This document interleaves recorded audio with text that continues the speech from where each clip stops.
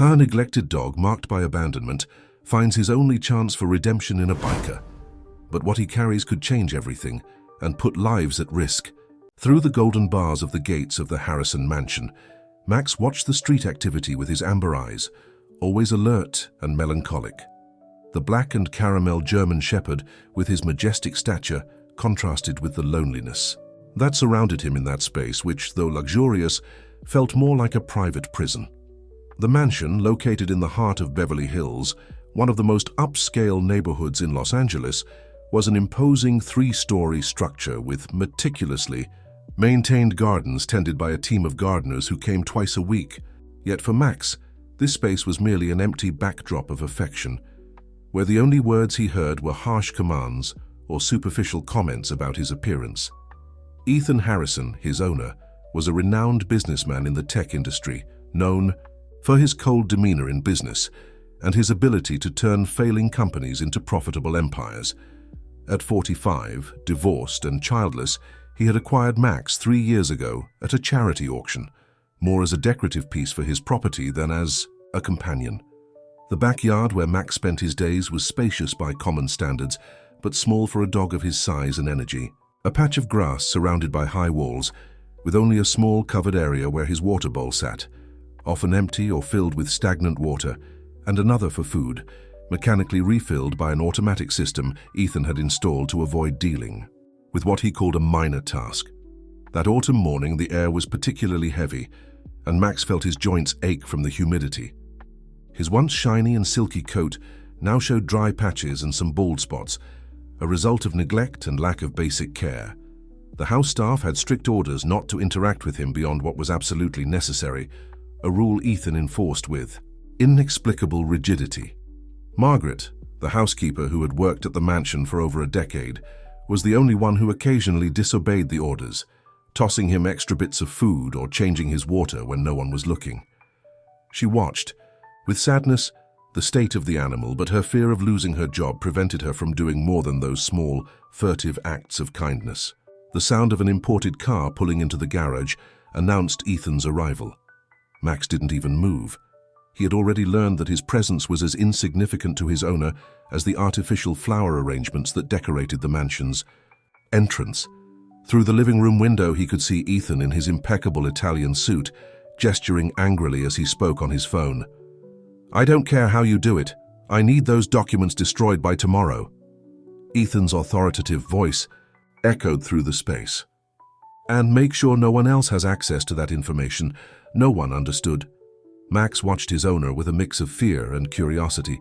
Something in Ethan's tone was different, more tense than usual. In recent days, the activity in the mansion had increased significantly, with unfamiliar people coming and going at all hours, always carrying folders and laptops, always speaking in whispers. The German shepherd had developed a keen sensitivity to changes in mood and behavior around him, a skill that had become his survival mechanism in that hostile environment. And now, all his senses were alerting him that something significant was about to happen. It was at that moment that Max noticed something unusual. John, the new gardener who had started working at the mansion just 2 weeks ago, was hurriedly leaving through the back of the property. In his haste, he left the small side gate slightly ajar, a minimal gap that to anyone else might have gone unnoticed, but to Max, it represented something he had never experienced before, a possibility of freedom. His heart began to beat faster. His ears perked up, alert to any movement. Years of confinement had not dulled his instincts or his intelligence. Max knew he would need to wait for the right moment, when the activity in the house died down and the darkness would protect him. For the first time in a long while, a different gleam appeared in his amber eyes, the gleam of hope. If this story intrigued you, don't forget to subscribe to our channel and hit like. Tell us which city you're watching us from, and stay tuned. Night fell over Los Angeles like a black velvet cloak, bringing with it a fine, persistent drizzle typical of the city. Max remained still in his usual corner, patiently watching the lights of the mansion go out one by one. His fur, wet from the rain, didn't bother him.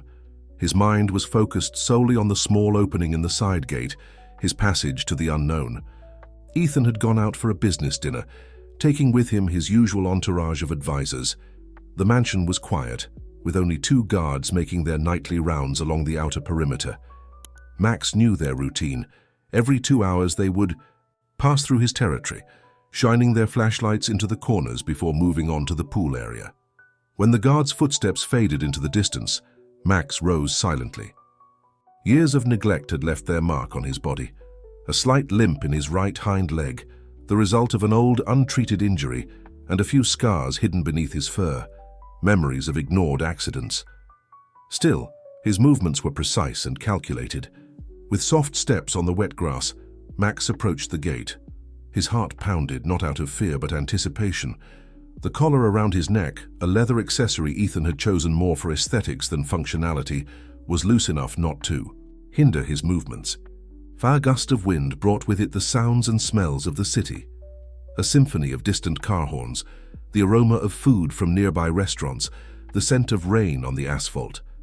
To Max, each new sensation was a discovery, an entire world that existed beyond the walls of his gilded prison. Carefully, he pushed his body through the small opening in the gate. The cold metal brushed against his fur, but he didn't mind. Every inch gained was a victory.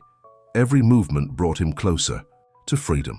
When he finally managed to slip through completely, he paused for a moment on the sidewalk, his paws touching the rough concrete of the street for the first time. The city stretched out before him like a labyrinth of possibilities. The streets of Beverly Hills, usually bustling during the day, were relatively quiet at that hour of the night.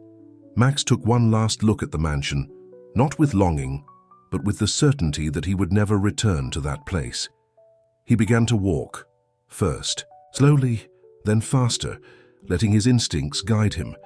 He passed by other mansions, all protected by high walls and sophisticated security systems. Some dogs barked as they sensed his presence, but Max pressed on, focused only on putting as much distance as possible between himself and his former captivity. The rain began to intensify, and the few pedestrians still out on the street hurried to find shelter. Max took advantage of the reduced activity to move more quickly. His soaked fur weighed him down, but there was a lightness in his spirit that made up for any physical discomfort. As he moved away from the upscale neighborhood, the landscape began to change. The walls grew shorter, the houses less grand, the streets narrower. Max faced his first challenges. A group of stray dogs watched him warily, marking their territory and setting invisible boundaries he would need to learn to respect. The sound of a distant siren made him hide in the shadows of an abandoned building. His instincts told him he needed to be cautious, not just with other animals, but also with humans. Years of living with Ethan had taught him that not every outstretched hand was friendly.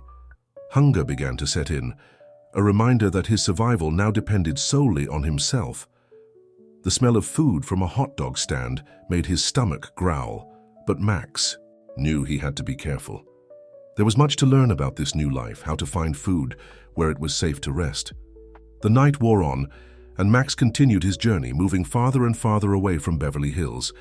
His steps led him toward more working-class neighborhoods, where the scent of oil and metal began to mix with the damp night air.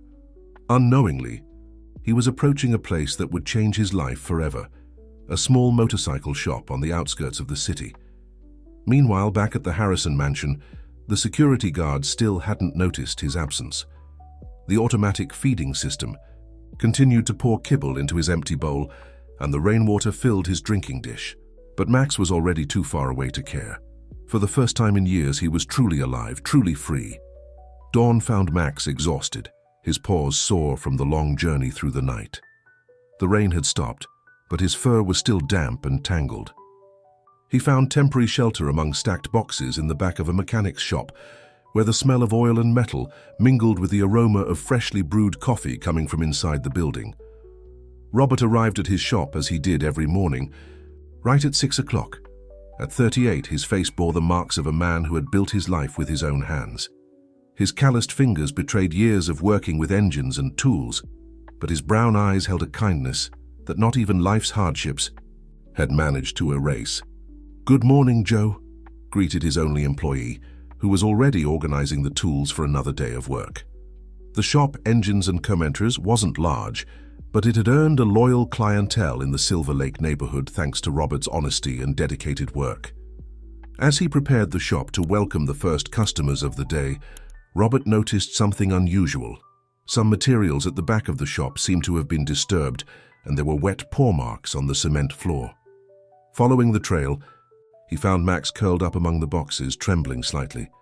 "Calm down, buddy," Robert said softly, noticing the animal's weakened state. "No one's going to hurt you here." Max lifted his head, his amber eyes meeting Robert's. Years of neglect had made him cautious, but something in the man's gaze made him stay where he was instead of running away. Perhaps it was the gentle tone of his voice, so different from Ethan's harsh commands. "Joe, come take a look at this," Robert called. "Bring some water and that leftover food from yesterday."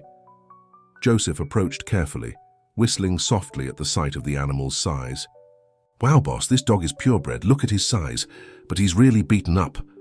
Robert moved closer slowly, letting Max sniff his hand before making any contact. The German Shepherd, though still hesitant, allowed the approach. Hunger and exhaustion had overcome his initial fear. "See these marks on his neck?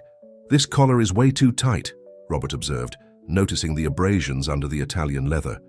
With gentle movements, he managed to loosen the accessory slightly, providing immediate relief to the animal. Max devoured the food offered as if he hadn't seen a meal in days. Robert watched with a mix of compassion and indignation, recognizing the signs of neglect on the animal's body.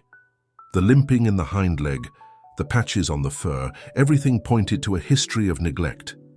Throughout the morning, as he attended to customers arriving with their motorcycles, Robert kept an eye on Max. The dog slowly began to explore the workshop, sniffing every corner, watching the activity with curiosity. The noise of the engines, which might have scared many animals, didn't seem to bother him. "He must have run away from somewhere," Joseph commented during the lunch break. "With a collar like that, he must belong to someone wealthy." Robert nodded in agreement, but something deep inside told him that the dog's story was more complex than it seemed. In the years he had worked as a mechanic, he had learned to trust his instincts, and something about Max piqued his curiosity. "Let's wait and see if anyone comes looking for him," Robert decided. "In the meantime, he can stay here, better than leaving him on the street in this condition." As the day progressed, Max began to show signs that he was comfortable in this environment. The smell of grease and metal, which many would find unpleasant, seemed to bring him a sense of security. He watched Robert's every move attentively, as if studying his actions and behavior. By late afternoon, when the last customer had left, Robert improvised a little corner for Max in the back of the workshop, with some old but clean blankets.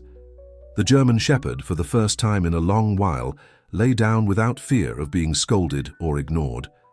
"Tomorrow we'll figure out how to make you more presentable," Robert promised, gently stroking the dog's head. "For now, rest." Max closed his eyes, feeling the gentle touch on his fur, the sound of tools being put away, the smell of motor, oil, Robert's calm voice. All of it formed a new reality, so different from the gilded prison he had left behind. For the first time since his escape, he allowed himself to truly relax. What neither of them knew at that moment was that fate had brought them together for reasons far deeper than a simple encounter between a kind man and an abandoned dog. The collar Max wore held secrets that would soon transform both of their lives in unimaginable ways. At the Harrison mansion, Max's absence was only noticed the following morning, when Margaret, the housekeeper, realized that the previous days, food remained untouched in the bowl. Her heart raced as she noticed the side gate slightly ajar, revealing the animal's escape route. "Mr. Ethan," she called hesitantly through the intercom connecting the kitchen to the office, "I think I need to inform you of something important." The news of Max's disappearance provoked an unexpected reaction in Ethan. Instead of the usual indifference, he showed towards matters related to the dog, his face visibly paled. He immediately locked himself in his office, making a series of urgent phone calls. Meanwhile, at the workshop, Robert began his day with a new routine. Even before starting work, he gave Max a careful bath, gradually revealing the true color of his coat beneath layers of dirt. The German Shepherd initially tense with the contact of water, soon surrendered to the gentle care of his new protector. Look at that, under all that dirt there's a really beautiful dog, Robert commented, drying Max with an old but clean towel. It was during this process that he noticed something strange. Whenever he started certain motorcycles, especially the more powerful ones, Max exhibited peculiar behavior, as if he were searching for something. Joseph also noticed these unusual reactions. "Boss, every time we start that Honda 750, he gets like this, all agitated. Do you think he's scared?" Robert shook his head, observing Max's behavior closely. "It doesn't seem like fear, Joe. It's like he's recognizing something." Throughout the day, other details began to catch Robert's attention. Max reacted differently to certain specific sounds, not just from motorcycles, but also from cell phones and electronic devices. At times, he even barked at certain frequencies that seemed imperceptible to human ears.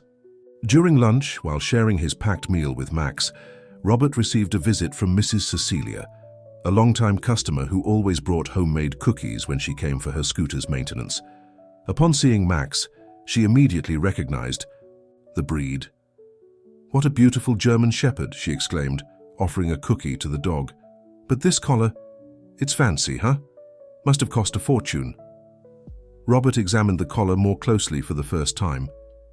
The Italian leather, despite being stained and worn, still retained its original quality. A small metal plate, partially hidden under a fold of the material, caught his attention. "Max," he read aloud, prompting an immediate reaction from the dog, who perked up his ears upon hearing his name. "So that's your name, buddy?" In the afternoon, while working on a particularly noisy motorcycle, Robert noticed something even more intriguing. Max began barking insistently at a specific engine frequency, something he hadn't done with any other motorcycle before. Curious, Robert adjusted the engine's RPM several times, observing the animal's reactions.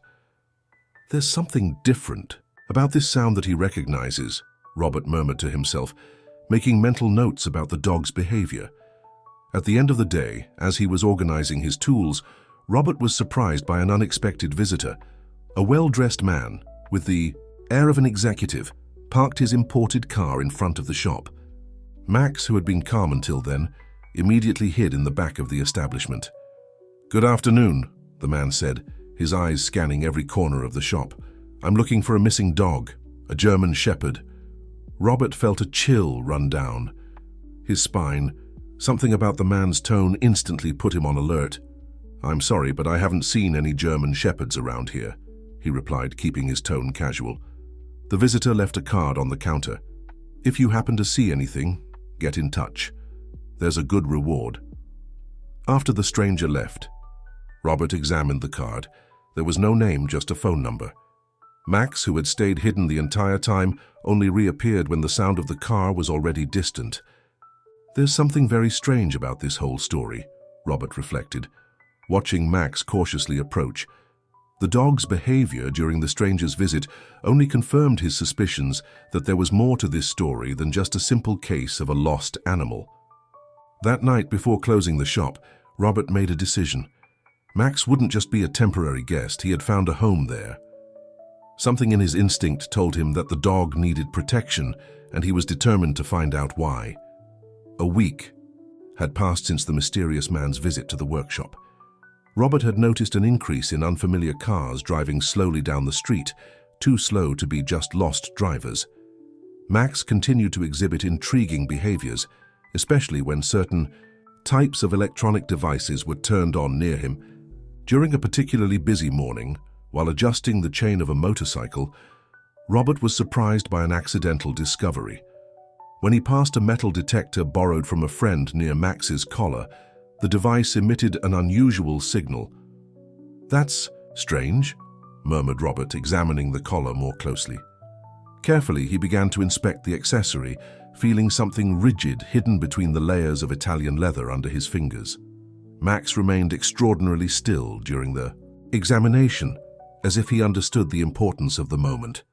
With the precision acquired from years of repairing delicate engine parts, Robert managed to locate a small opening in the collar's stitching. There, perfectly camouflaged, was a tiny device that appeared to be an electronic chip. "Joe, come, take a look at this," called Robert, his voice betraying the concern he was starting to feel. Joseph approached, whistling softly at the sight of the device. "Boss, that's not normal," commented the assistant, scratching his head. "Looks like one of those spy gadgets we see in movies." The discovery of the chip brought more questions than answers. Why would a dog carry an electronic device hidden in its collar? The answer began to take shape when Melanie, a regular customer who worked in information technology, showed up to pick up her motorcycle. "Robert, this chip isn't just a simple tracker," she explained, after carefully examining the device. "From its configuration, it seems to be a data storage device, and from what I can see, it's quite sophisticated." Robert's heart raced with the information, Max's reactions to specific sounds, the suspicious behavior of the man who had visited the workshop. Everything was starting to make disturbing sense. That same afternoon, while Max rested in his usual spot, Robert received an anonymous call. The voice on the other end of the line was low and nervous. "You found the German Shepherd, didn't you?" asked the voice, without identifying itself. "Listen carefully. This dog is no ordinary animal. He carries information that could bring down powerful people. Be careful." Before Robert could ask any questions, the call ended. The mechanic looked at Max, who watched him with attentive amber eyes, as if understanding the gravity of the situation. The rest of the day passed with a palpable tension in the air. Robert noticed a dark van parked across the street, with two men pretending to read a newspaper, but clearly keeping an eye on the shop. Max grew restless, growling softly whenever a stranger got too close to the establishment. That night, after closing the shop, Robert decided to take Max to his house for the first time.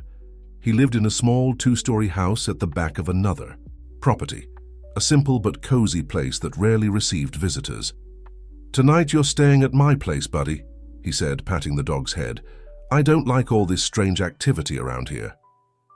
At home, while preparing a simple dinner, Robert began mentally organizing all the information he had gathered.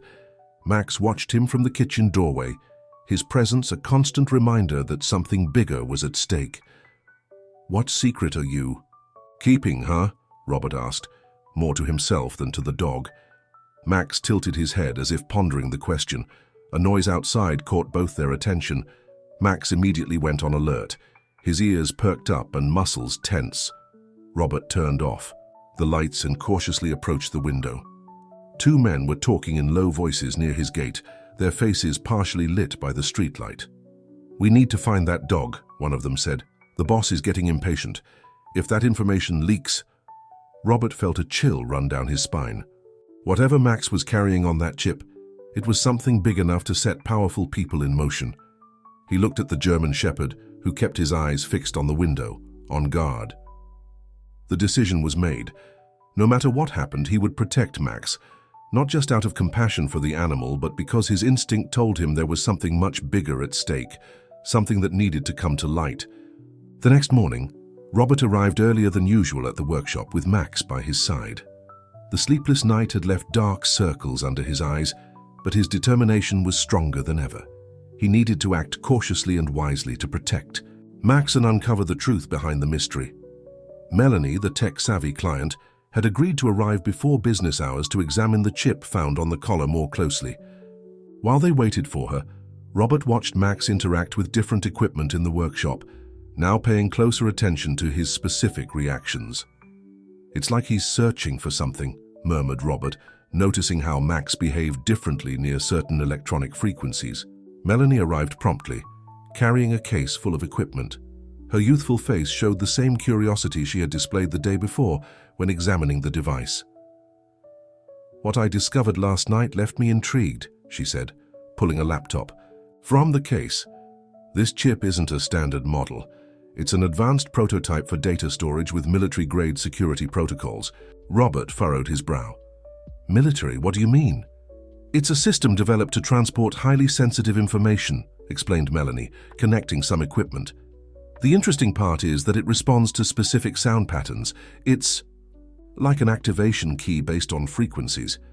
The explanation reminded Robert of Max's behavior around certain motorcycles and devices. "Is that why he reacts that way to certain sounds?" "Exactly," confirmed Melanie. The chip was likely programmed to respond to specific frequencies as a security mechanism. Max must have been trained, consciously or unconsciously, to react to those sounds.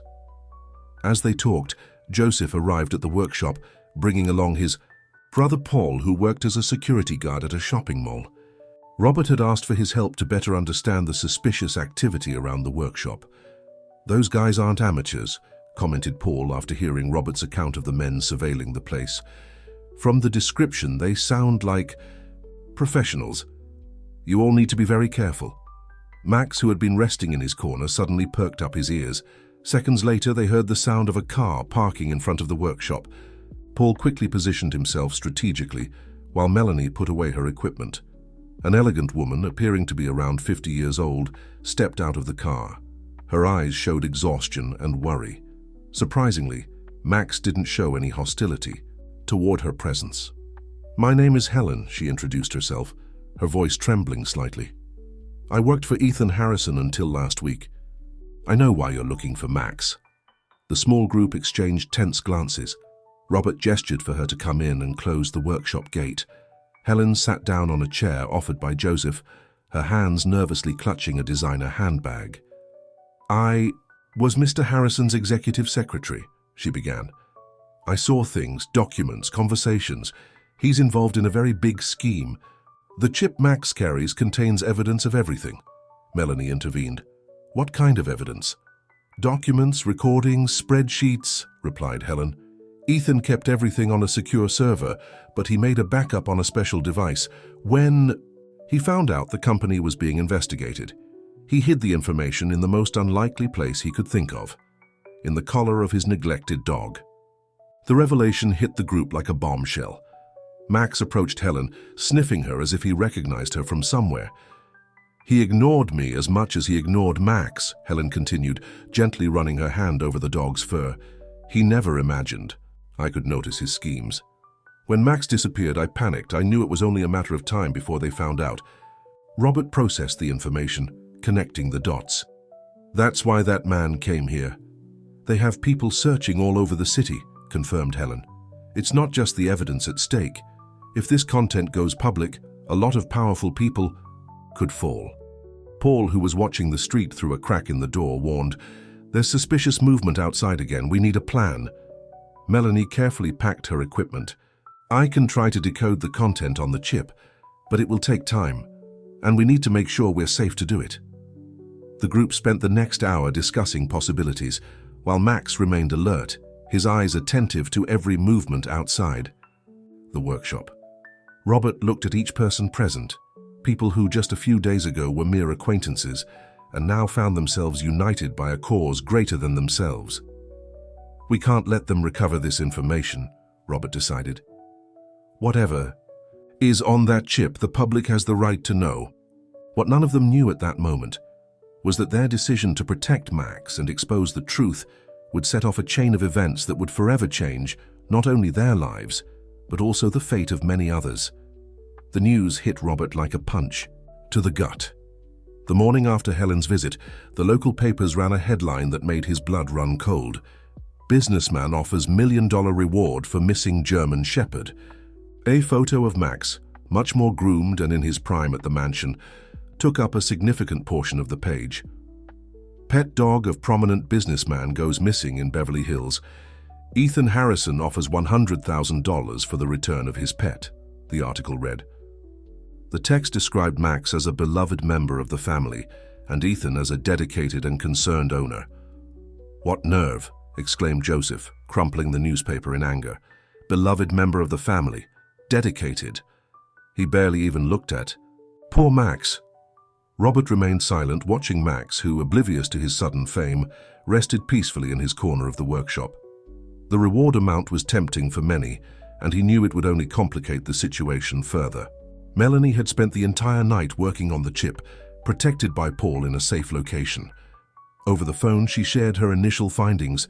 "Robert, this is much bigger than we imagined. I've only accessed a small portion of the data, but I've already found documents proving millions in embezzlement."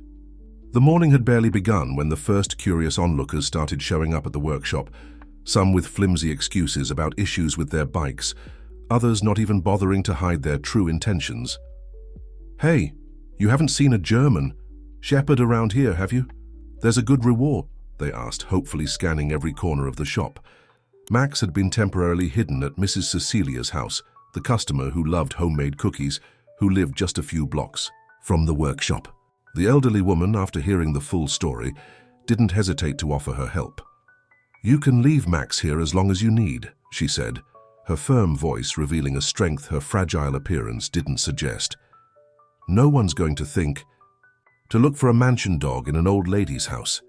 Meanwhile, at the Harrison mansion, Ethan was leading a tense meeting with his closest advisors. Helen, who still kept in touch with former colleagues from the company, received troubling information about the nature of that meeting. "He's desperate," Helen reported during a video call with the group. "He's hired a private investigative team and is pressuring his contacts in the police.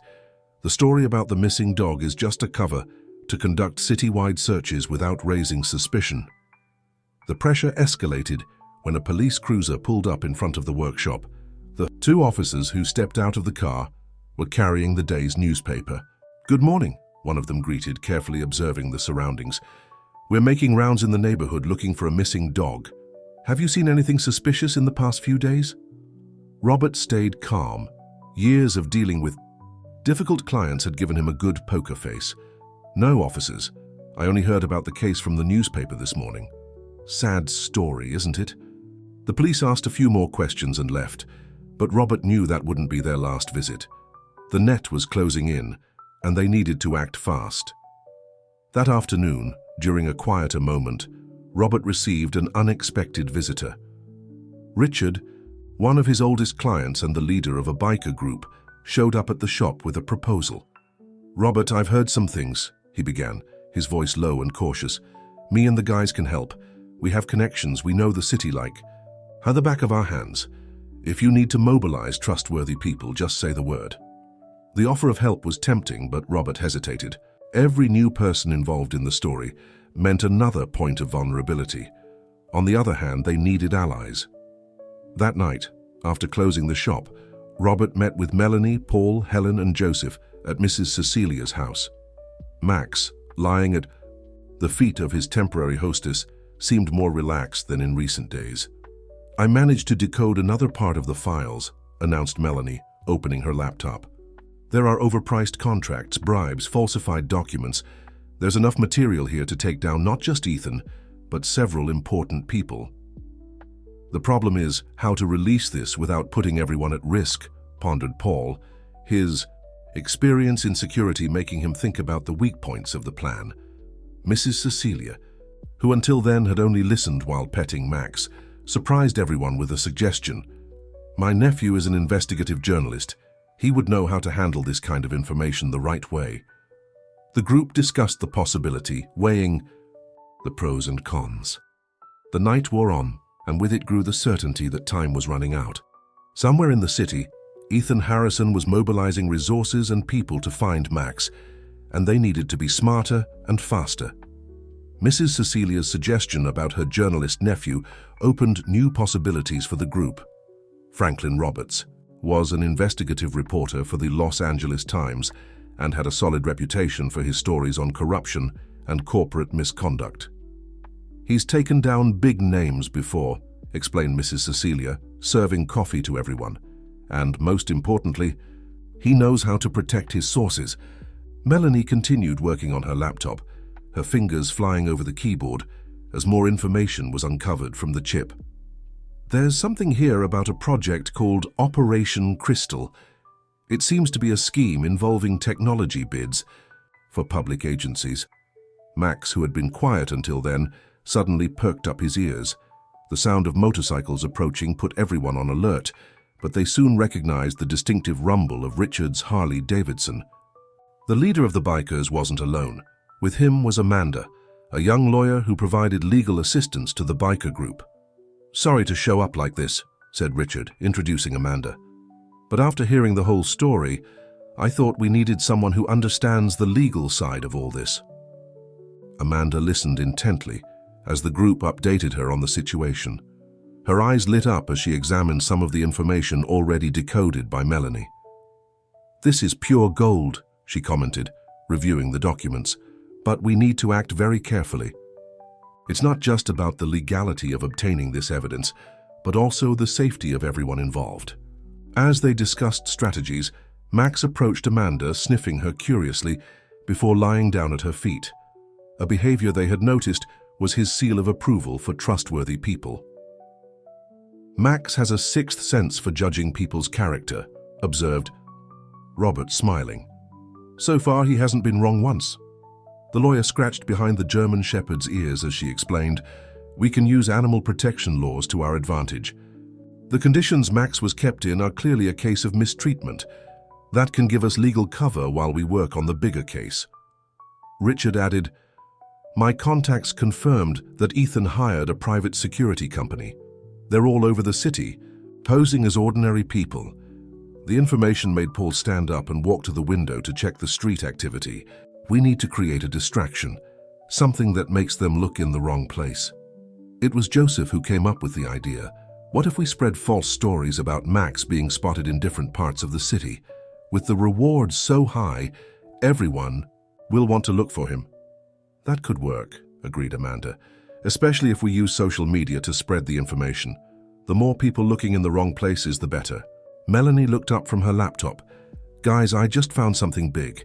Emails exchanged between Ethan and some important politicians. They openly discuss overbilling in tech contracts." The discovery brought a tense silence to the room. The weight of the responsibility they carried grew heavier. "That's why he's so desperate," murmured Helen. "This isn't just about money, it's about power and influence." Mrs. Cecilia, who had stepped out momentarily, returned to the room with her phone in hand. "Franklin is going to meet us tomorrow. He said he can come here to the house so we can talk safely." The group spent the next few hours planning every detail. Richard and his bikers would be responsible for spreading false leads across the city. Amanda would prepare the necessary documentation to legally protect Max and everyone involved. Paul would organize security for the meeting with the journalist. "We also need to think about a contingency plan," warned Helen. "I know Ethan, he won't give up easily." As the night wore on, Max moved among the group, as if understanding his central role in the story. For a dog who had spent years being ignored and neglected, it was ironic that so many people were now mobilizing for his cause. "You know what's most impressive?" commented Robert, watching Max. "How an animal that was treated so badly can still trust people. He hasn't lost the ability to believe in good." Robert's words touched everyone in different ways. Each person there had their own reasons for being involved in the story, but they all shared a common goal: to seek justice and protect those who needed protection. The meeting only ended in the early hours of the morning. As everyone said their goodbyes, coordinating schedules and details for the next day, Max watched the activity with his calm and attentive eyes. Somehow that dog, carrying such important secrets, had brought together an unlikely group of people, each bringing their own skills and strength to the mission of protecting him and exposing the truth. If this story intrigued you, don't forget to subscribe to our channel and hit like. Let us know which city you're watching from and stay tuned. The morning arrived with a disturbing discovery. Robert's workshop had been broken into during the night. Drawers were ransacked, files searched, and tools scattered across the floor. On the wall, a clear message had been left in red spray paint: "Hand over the dog." "They're getting desperate," Paul observed, examining the damage. This was a warning. The next move could be more aggressive. Robert took a deep breath, trying to control the anger he felt. Max was safe at Mrs. Cecilia's house, but for how long could they keep him protected? News of the break-in spread quickly among the allies, and soon everyone was gathered at the workshop. "We need to speed up our plan," said Amanda, the lawyer, organizing some documents she had prepared overnight. "I already have the papers ready to report the mistreatment of Max. It's our first line of legal defense." Melanie, who hadn't slept, continued working on decoding the files from the chip. "There's something strange here," she commented, furrowing her brow at the laptop screen. "Some files were accessed recently, but not by me. The information hit the group like a bombshell. Someone else was trying to access the data, which meant there was a mole among them. Glances crossed, heavy with suspicion. It was Max who gave the first sign. The German shepherd, who had been briefly brought to the workshop for a checkup with a veterinarian friend of Richard's, began to growl softly, his eyes fixed in a specific direction. Mark, one of the newer bikers in Richard's group, took a step back, his face suddenly pale. Max continued growling, now more intensely. "Mark," Richard approached his companion. "Is there something you want to tell us?" The young motorcyclist tried to run, but Paul was faster, blocking his exit. Cornered, Mark began to speak, his voice trembling. "I'm sorry. They offered me a lot of money," he confessed. "I just passed along some information about where you all met, nothing more." "That's why the shop was raided," concluded Robert, disappointment evident in his voice. "You told them about our meetings." Amanda quickly took control of the situation. "What exactly did you tell them? We need to know everything to protect ourselves." Mark revealed that he had been approached by Ethan's men 3 days earlier. They had offered him a significant amount of money for information about the group and their movements. He had shared details about the shop and some of the meetings, but assured them he didn't know about Mrs. Cecilia's house or the chip. "They told me it was just a case of an owner wanting his dog back," said Mark, his words sounding hollow even to himself. Max, who had until then maintained a defensive stance, gradually calmed down, as if he had fulfilled his mission of exposing the truth. "What do we do with him?" asked Joseph, his normally cheerful expression replaced by an unusual seriousness. "We can't let him go," Paul considered. "He knows too much." Amanda intervened. "We also can't keep him locked up. That would be illegal." It was Helen who proposed a solution. "We have enough evidence of his involvement with Ethan. If he tries anything against us, he'll go down with everyone else." The group agreed. Mark was released, but not before Amanda made him sign a detailed confession of his involvement with Ethan's men. It was a guarantee of his silence. After his departure, the group gathered to reorganize their plans. Mark's betrayal had been a hard blow, but also an important wake-up call. "We need to change our strategies," said Richard. "We can no longer rely on the usual places." Melanie closed her notebook. "We also need to be more careful with information. From now on, I only share findings in person. No messages or calls." Robert watched Max, who had returned to his usual calm demeanor. The German shepherd had once again proven his worth, not just as a bearer of important secrets, but as the group's protector.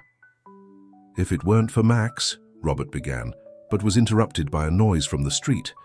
Several black cars parked near the workshop. Men in suits stepped out of the vehicles, their coordinated movements indicating professional training. "They're not going to wait any longer," warned Paul, already moving the group toward the back of the workshop. "We need to get Max out of here now." The net was closing in, and now they knew they could trust no one but the original small group. Mark's betrayal had made everything more dangerous, but also clearer. It was a race against time, and they needed to be smarter than their pursuers. With Ethan's men surrounding the workshop, the group had to act fast. Paul, using his security experience, immediately took command of the situation. "There's an exit through the back, via Mr. James's house," he whispered, guiding the group. "He has a passageway that leads to another street." Mr. James, a retired man who lived next to the workshop, always left a passage open for emergencies, a habit that now proved providential. Max, demonstrating an almost supernatural understanding of the situation, followed the group in complete silence. As they cautiously moved through the narrow corridor, they could hear authoritative voices coming from the front of the workshop.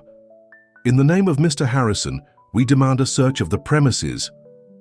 Amanda, who had intentionally stayed behind with Joseph, faced the men with her most professional demeanor. "Do you have a warrant?" Argument bought the group precious time to move away there. Richard had already strategically positioned some of his trusted bikers in the adjacent streets, ready to create a distraction if needed. Melanie, who carried her equipment in a backpack, worked frantically on her tablet as they walked. "I've almost cracked the last layer of security on the chip. There's something big here, something Ethan doesn't want anyone to see." The group split into 2 teams. Robert, Max, Melanie, and Paul headed to a previously prepared safe location, while the others scattered to throw off any potential pursuers. Helen, who knew Ethan's methods well, had warned them about his tactics. He always works in concentric circles, closing in gradually. We need to break that pattern. The safe location was an old industrial warehouse converted into a restoration shop for vintage motorcycles, owned by a trusted friend of Richard. The space was large, with multiple exits and strategically placed security cameras. As soon as they arrived, Melanie connected her equipment and continued her work on the chip. Max remained alert, his ears twitching at the slightest sound. "I got it!" she suddenly exclaimed, her eyes wide as she stared at the screen. "You all need to see this." Before she could show her discovery, the lights in the warehouse went out. In the darkness, they heard the sound of doors being opened simultaneously. "They followed us," whispered Paul, already moving the group into a defensive position. Beams of flashlights cut through the darkness of the warehouse. Max, surprisingly, stayed calm beside Robert, as if waiting for the right moment to act. "We know you're in here," a familiar voice echoed through the space. It was Ethan himself. "The game is over. Give me back what's mine." Melanie took advantage of the darkness to quickly transfer the decoded files to multiple backup devices. Paul and Robert positioned themselves strategically, protecting Max and Melanie. "What's yours, Ethan?" Robert's voice cut through the silence. "The dog you mistreated or the evidence of your crimes?" A dry laugh echoed through the warehouse. "You have no idea what's at stake, mechanic. There's still time to do this the easy way." At that moment, Max began to behave strangely. His eyes fixed on a specific point in the warehouse, his ears alert. Robert, who had already learned to trust the animal's instincts, followed his gaze. Through a sliver of light, they could see movement on the upper floor of the warehouse. More men were positioning themselves, surrounding them completely. "The police are on their way," Melanie whispered, showing a message on her phone. "Amanda managed to get a search and seizure warrant against Ethan. We need to buy time." The businessman continued to approach, his footsteps echoing on the metal floor. "Last chance, hand over Max and everyone walks out of here without any trouble." Then something unexpected happened. Max, who had been quiet until then, started barking. These weren't normal barks. It was a specific rhythmic pattern, as if he were responding to something. Melanie looked at her equipment, her eyes widening. "The chip! It's reacting to Max's barks!" Ethan's men were getting closer, their flashlights creating a circle of light that closed in around the group. The decisive moment had arrived, and everything depended on what would happen in the next few minutes. The rhythmic barking of Max continued echoing through the warehouse, creating an odd symphony with the chip pulsing in his collar. Melanie watched her equipment with fascination and disbelief. "It's incredible," she whispered. "Max wasn't just trained to react to the chip, he learned to activate it. His barks are working like an access key." Ethan, who was approaching with his men, stopped abruptly upon hearing the patterned barks.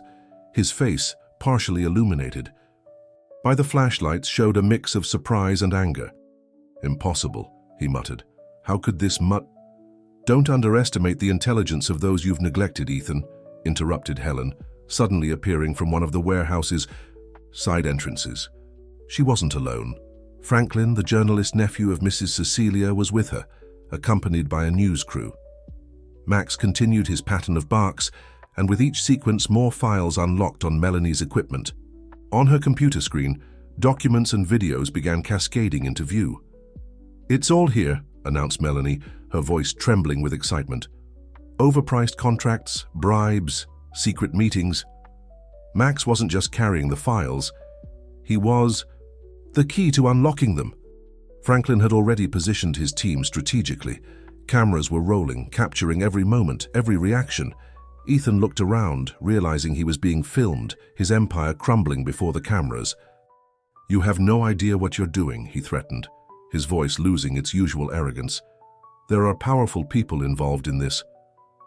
"That's exactly why the public needs to know," replied Franklin, stepping forward with his microphone. "Mr. Harrison, would you like to comment on Operation Crystal and the overpriced contracts with public agencies?" The sound of sirens began echoing in the distance, growing louder and closer. Amanda had not only secured the search warrant, but also convinced the authorities of the seriousness of the allegations.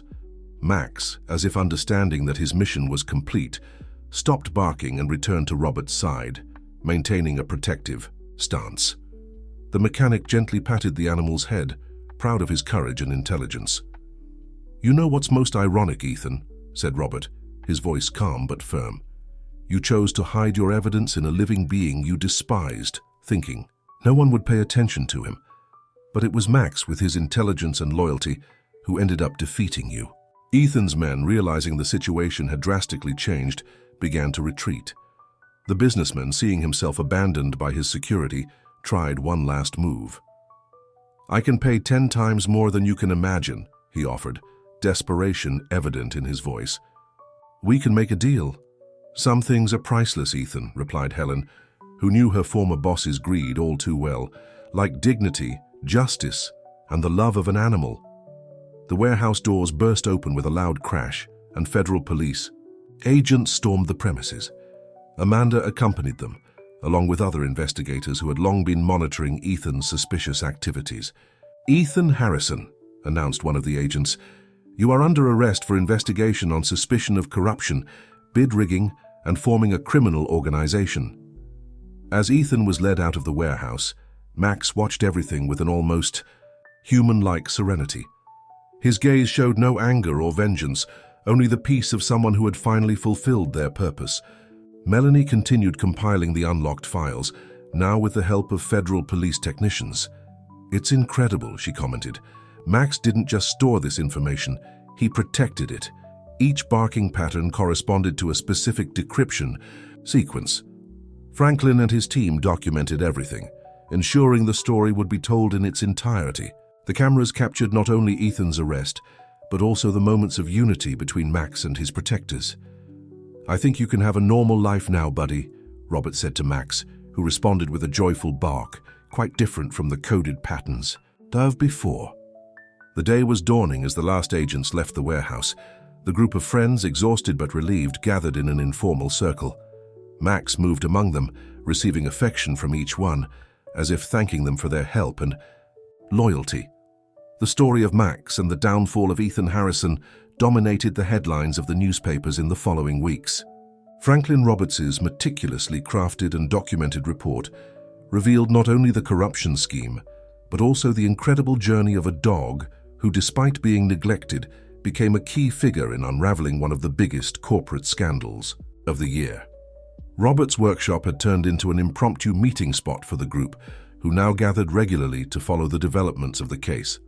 Max, now firmly settled in his new home with Robert, received constant visits from his protectors.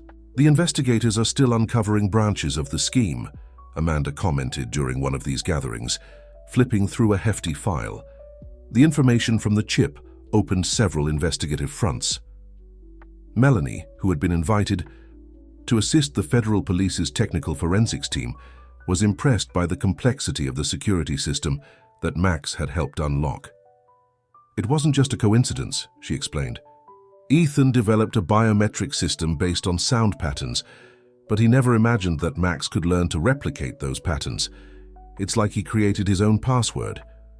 Mrs. Cecilia, who continued to supply her famous cookies for the meetings, smiled as she watched Max play with a new toy, a gift from the investigative team, who were amazed by his intelligence. "Who would have thought that scared dog who showed up at the workshop would become a hero?" she remarked, offering Max a cookie, which he gently accepted. Helen, who now worked as a consultant for an animal protection agency, had started a project inspired by Max's story. "We're creating a rescue and rehabilitation program for animals from abusive situations," she explained. Max's story showed that even in the worst circumstances, there is hope.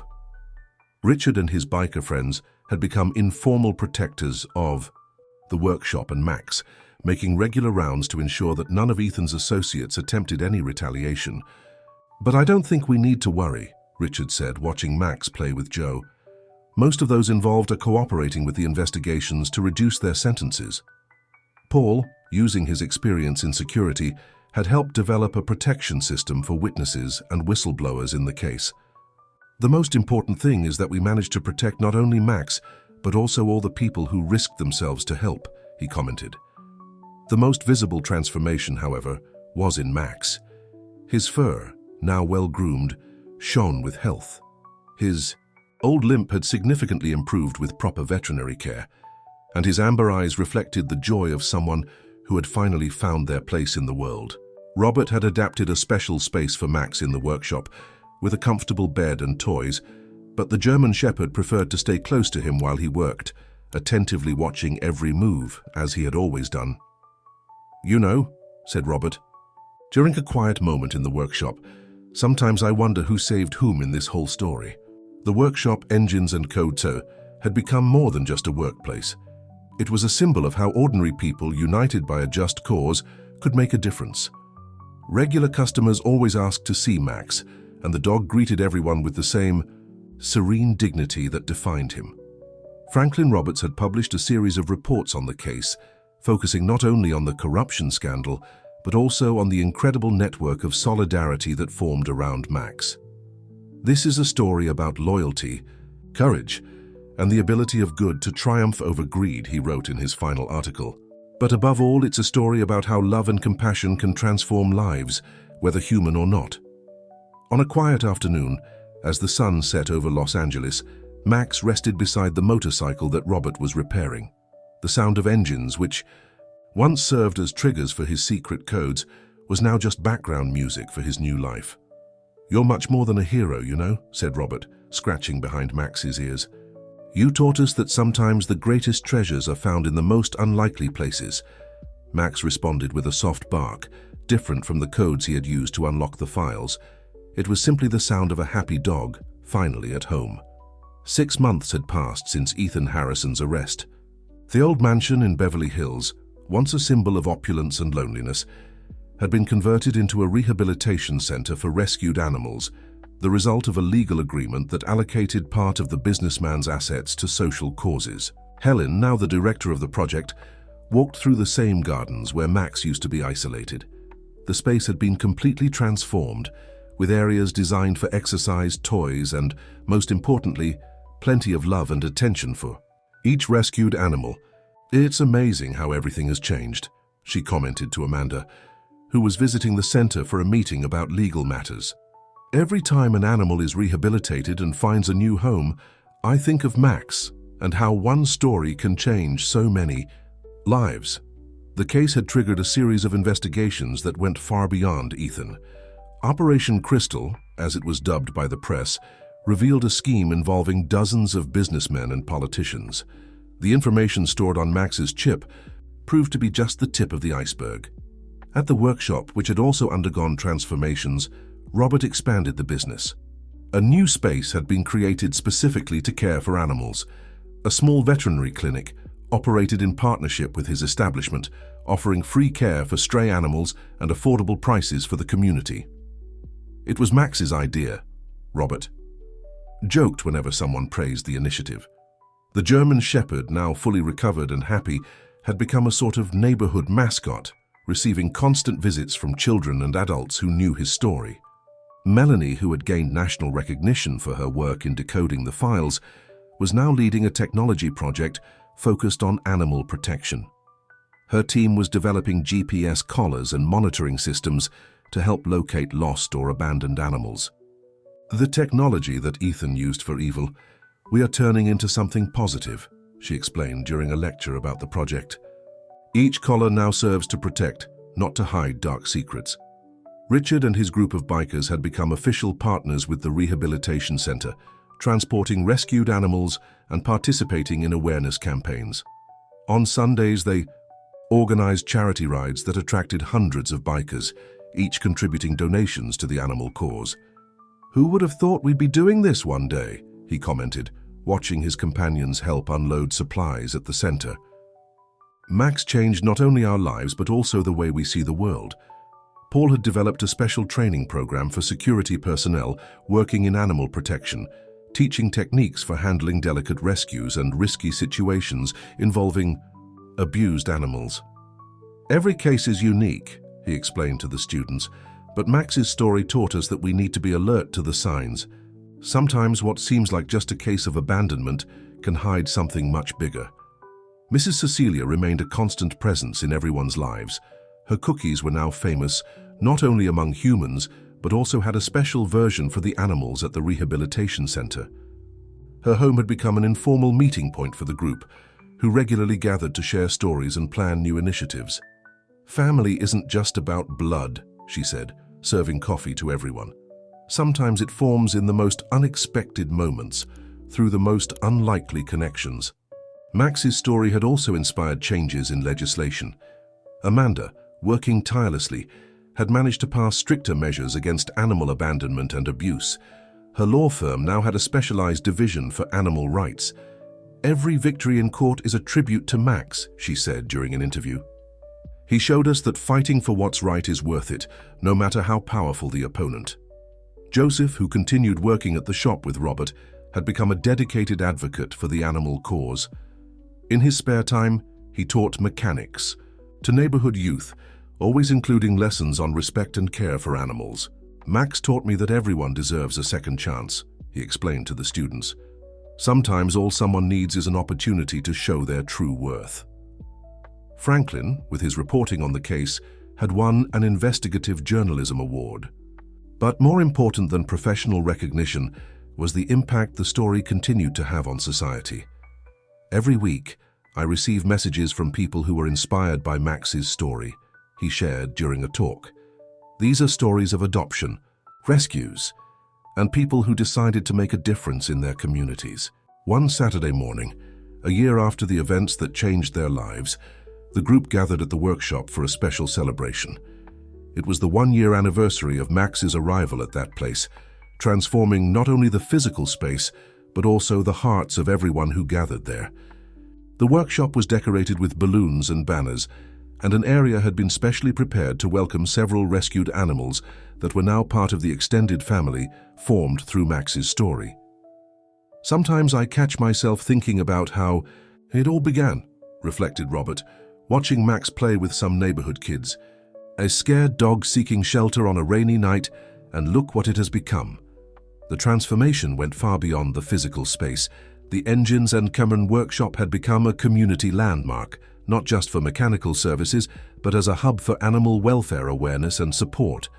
Helen, who now coordinated an animal protection network spanning the entire city, brought exciting news.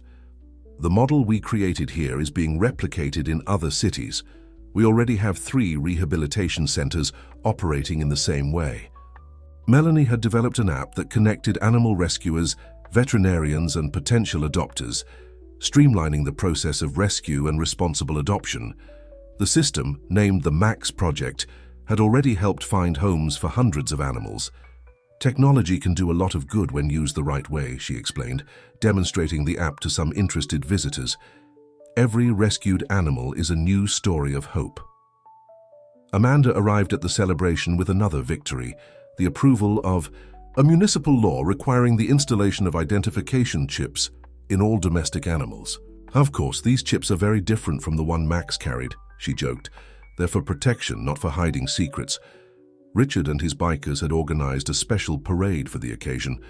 Dozens of motorcycles decorated with ribbons and posters about responsible adoption rode through the neighborhood streets, drawing attention to the cause. "Every time we ride out with the bikes, someone asks about Max's story," he said. "It's amazing how one story can touch so many people." Paul, who now ran a security company specializing in charity events, ensured everything ran smoothly. His team, trained to handle animals, was in demand for events across the city. "We've changed the way we see security," he explained. "It's not just about protecting people, but also about creating safe environments for animals." Mrs. Cecilia, surrounded by children who loved to hear the story of Max, was telling it for the 1,000th time. "It was a rainy night," she began, as the little listeners settled around her. Max, as if understanding that he was the protagonist of the story, approached the group, lying down patiently while small hands petted him with adoration.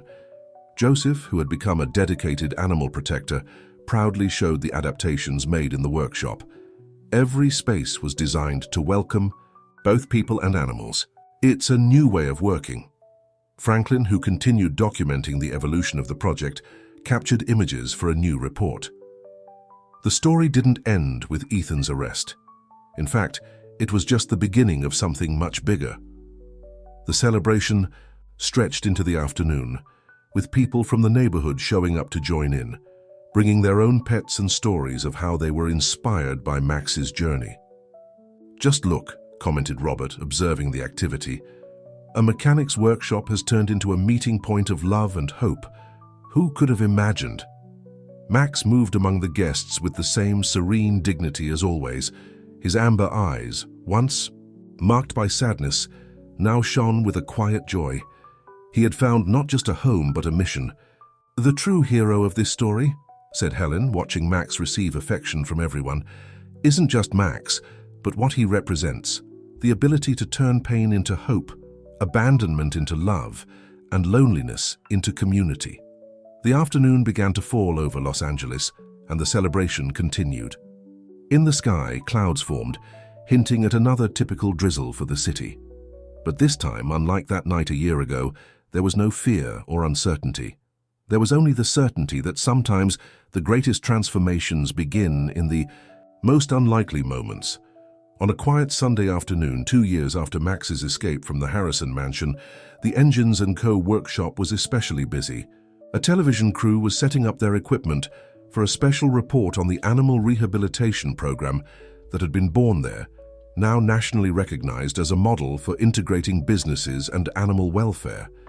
Max, lying in his favorite spot near Robert's workbench, watched the activity with his usual serenity. His shiny coat and proud posture showed no traces of his past neglect.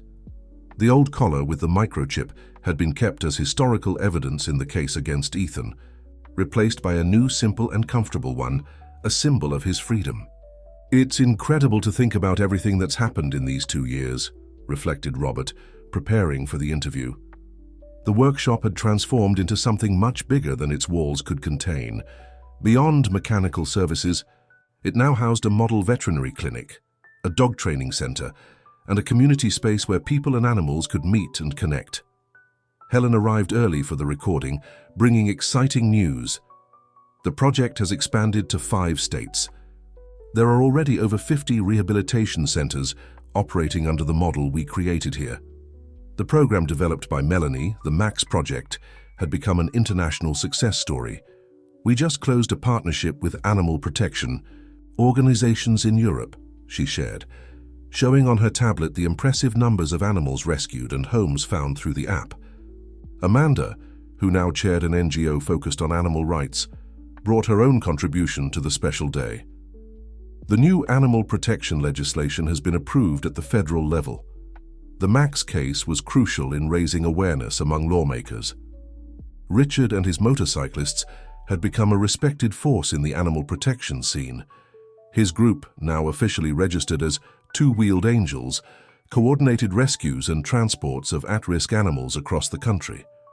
"When I think that it all started with a dog running away in the rain," commented Richard, watching his team arrive for the recording, each motorcycle decorated with the project's symbol, a silhouette of Max. Paul, who had expanded his company to include specialized training in animal protection, had developed safety protocols that were a national reference. Every rehabilitation center we open has a team trained not only to protect, but also to welcome. Mrs. Cecilia, who never missed an important event at the workshop, arrived with her famous baskets of cookies, now a trademark with part of the profits going to animal protection projects. "You know what moves me the most," she said, handing out cookies to the filming crew. Seeing how a story of abandonment turned into a story of unity and hope, Joseph, who had become an instructor at the training center, was preparing for a demonstration with some of the rehabilitated dogs. Every animal has its own story, just like Max had his. The secret is giving them the chance to rewrite that story. During the recording of the report, Max stayed by Robert's side, as he always did. His calm and dignified demeanor impressed everyone who met him for the first time. "He's not just a survivor," Robert explained to the reporter. "Max is a symbol of transformation. He taught us that sometimes we need to lose everything to find something much greater." The special report focused not only on Max's story, but also on the movement it had inspired. Images of the old microchip, now part of the historical archive of the case, contrasted with the new technologies developed for animal protection. What started as a corruption scheme ended up sparking a revolution of kindness, observed Franklin, who was present to document this new chapter of the story. It's as if the universe used one man's greed to awaken the best in hundreds of others.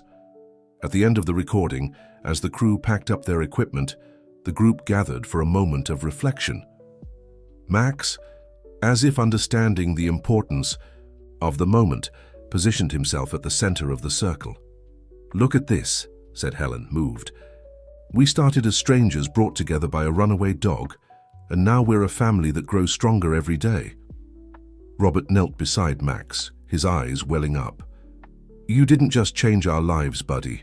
You showed us that we all have the power to make a difference." The sun set over Los Angeles, painting the sky with shades of orange and pink. In the workshop, now quiet after the TV crew had left, Max rested in his usual spot, watching Robert organize his tools.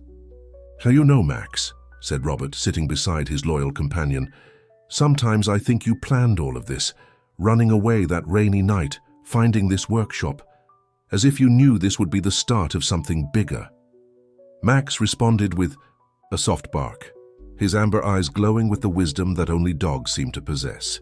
On the workshop wall, a framed photo showed the group gathered, smiling, with Max at the center, no longer a neglected animal, but a hero who had inspired a revolution of love and compassion.